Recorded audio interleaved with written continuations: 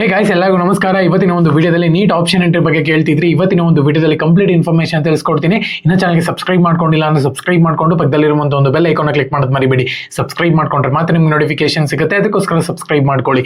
ಬನ್ನಿ ವಿಡಿಯೋನ ಸ್ಟಾರ್ಟ್ ಮಾಡೋಣಂತೆ.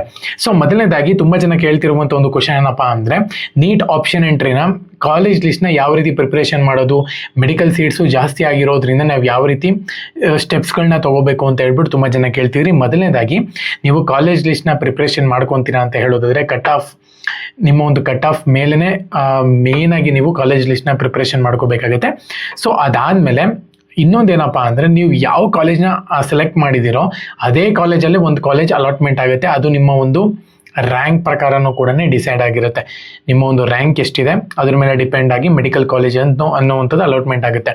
ಇನ್ನೊಂದು, ಮೆಡಿಕಲ್ ಬದಲಾಗಿ ತುಂಬ ಜನ ಬೇರೆ ಒಂದು ಕೋರ್ಸ್ಗಳು ಕೂಡ ತೊಗೊತಾರೆ. ಡಿ ಫಾರ್ಮ್ ಮತ್ತು ಬಿ ಫಾರ್ಮು ಕೂಡ ಇವಾಗ ಆ್ಯಕ್ಟಿವೇಟ್ ಆಗಿದೆ ಅಂತಲೇ ಹೇಳ್ಬೋದು. ಸೀಟ್ ಮ್ಯಾಟ್ರಿಕ್ಸು ಪ್ರತಿಯೊಬ್ಬರು ಕೂಡ ಚೆಕ್ ಮಾಡ್ಕೋಬೋದು. ಇಂಜಿನಿಯರಿಂಗ್ ಕಾಲೇಜಸ್ಸು ಕೂಡ ನೀವು ಆ್ಯಡ್ ಮಾಡ್ಕೋಬಹುದು.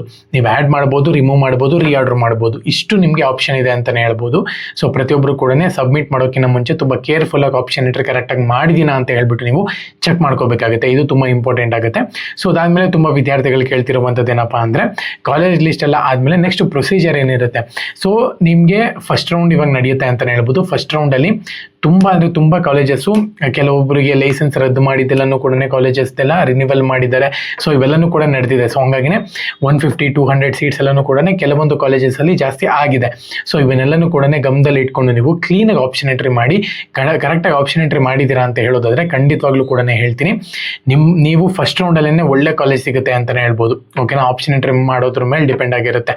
ಸೊ ಅದಾದಮೇಲೆ ಚಾಯ್ಸ್ 1 ಕ್ಲಿಕ್ ಮಾಡ್ಕೊಂಡು ನೀವು ಅಡ್ಮಿಷನ್ ಆಗಬಹುದು. ಚಾಯ್ಸ್ 2 ಕ್ಲಿಕ್ ಮಾಡ್ಕೊಂಡು ನೀವು ಸೆಕೆಂಡ್ ರೌಂಡ್ಗೆ ಹೋಗ್ಬೋದು. ಚಾಯ್ಸ್ 3 ಕ್ಲಿಕ್ ಮಾಡ್ಕೊಂಡು ಸೆಕೆಂಡ್ ರೌಂಡ್ಗೆ ಹೋಗ್ಬೋದು.